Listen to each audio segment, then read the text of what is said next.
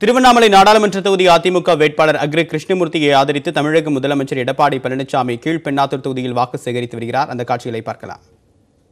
ஒரு நிலையான ஆட்சி, ஒரு வலிமையான பாரத பிரதமர் ஆட்சிக்கு தேவை. அதற்காக நடைபெறுகின்ற தேர்தல் இந்த நாடாளுமன்ற தேர்தல்.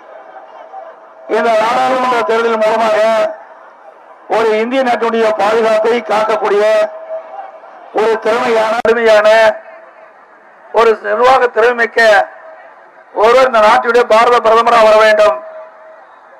அப்படி வருகின்ற பாரத பிரதமர் தான் நாட்டை பாதுகாக்க முடியும்.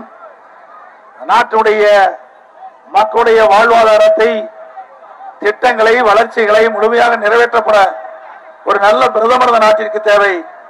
அது அப்படி வலிமையான பிரதமர் என்று பார்க்கின்ற பொழுது தற்போது ஆளுகின்ற பாரத பிரதமர் நரேந்திர மோடி அவர்கள் மீண்டும் பாரத பிரதமராக தேர்ந்தெடுக்கப்பட வேண்டும்.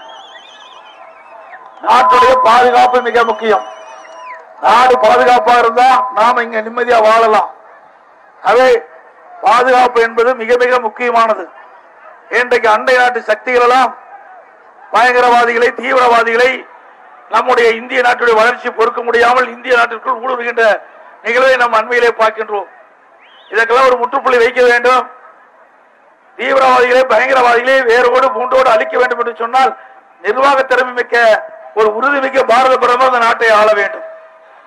அதே அப்படி நாட்டை ஆள தகுதிக்கூடிய ஒரு பிரதமர், மாண்புமிகு பிரதமர் நரேந்திர மோடி அவர்கள் மீண்டும் இந்த நாட்டுடைய பிரதமராக தேர்ந்தெடுக்க நம்முடைய அனைத்து இந்திய அண்ணா திராவிட முன்னேற்ற கழக தலைமையிலே அமைக்கப்பட்டுள்ள கழகத்தினுடைய வெற்றி வேட்பாளர், முன்னாள் அமைச்சர், அறிவிச்சாளர், திருவண்ணாமலை நாடாளுமன்ற வேட்பாளர் அக்ரி கிருஷ்ணமூர்த்தி அவர்களுக்கு பொன்னான வாக்குகளை இரட்டை லட்சணத்திலே வாக்களிங்கள். உங்களுடைய பொன்னான வாக்குகளை இரட்டை லட்சணத்திலே அளித்து அவரை பெருவாரியான வாக்கு வித்தியாசத்திலே வெற்றி பெற செய்யுங்கள்.